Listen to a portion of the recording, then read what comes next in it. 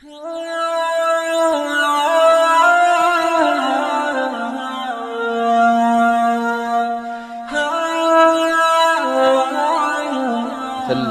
ليس في بيان الحق، الإشكال في كتمانه، والعقوبة وردت في كتمان الحق وليس في بيانه، وإن كان في ظاهر الأمر قد يكون العكس. وقد ثبت عن النبي صلى الله عليه وسلم كما في حديث أبي بكر الصديق رضي الله تعالى عنه عند الإمام أحمد في مسنده بإسناد صحيح: إن الناس إذا رأوا المنكر ولم ينكروه أوشك أن يعمهم الله بعقاب من عنده.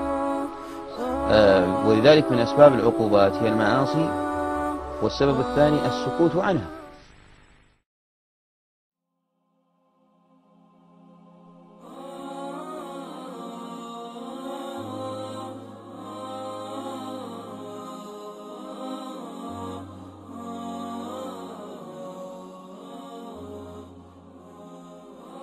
يريدون شيء واحد: طبق النظام، طبق الشرع.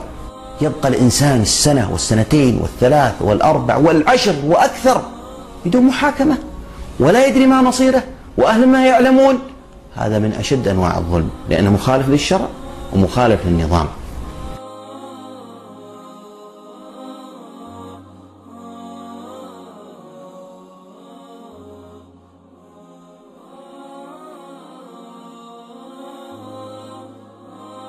حتى من حوكم فإنه لا تطبق في حقه نظام المرافعات. يعني سبحان الله، ظلم متراكم وأحقاد الآن وتعبئة في نفوس الناس، من يتحملها؟ من المسؤول عنها إلا هذا الجهاز؟ ولذلك الأمر في غاية الخطورة، ولا بد من التدخل عاجلا لمعالجته. كما ما حصل للشيخ سعد الشيثري والعريف، هذه رفعة، وهذا اصطفاء من الله جل وعلا لهم، هذه نصرة من الله جل وعلا، وهم على خير ولم يخسروا شيئا. يعني إن كان هيئة كبار العلماء فقد شرف ذلك المنصب بالشيخ وليس العكس.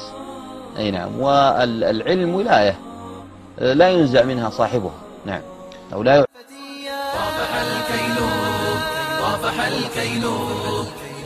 لكني أنا أرى أن من مشاكلنا أننا لازلنا نضع رؤوسنا في التراب ونقول قناة لبنانية، ونقول كأننا صرحنا بالموضوع. قناة الMBC ومعروف من هو مالكها، نقول للوليد بن طلال اتق الله. وكذلك أيضا قناة الMBC، قناة العربية، قناة ART، وقنوات روتانا. كل هذه قنوات هي معاول هدم للإسلام والمسلمين. والله يا شيخ أنا أقول يعني هذا الشاب مثال من أمثلة الانحراف، لكنه كان خرج عن الطوق واستفز الناس، وهذا الحدث يجب أن يوضح له. هذه فرصة لتوعية المجتمع وتوعية الأمة بالواجب الشرعي الاحتسابي ضد هذه القنوات. يا شيخ، أيها الأسد ما هذا التغاضي؟ لا أرى فيكم غيورا أو وفيا. أيها الأسد ما هذا التغاضي؟ لا أرى فيكم غيورا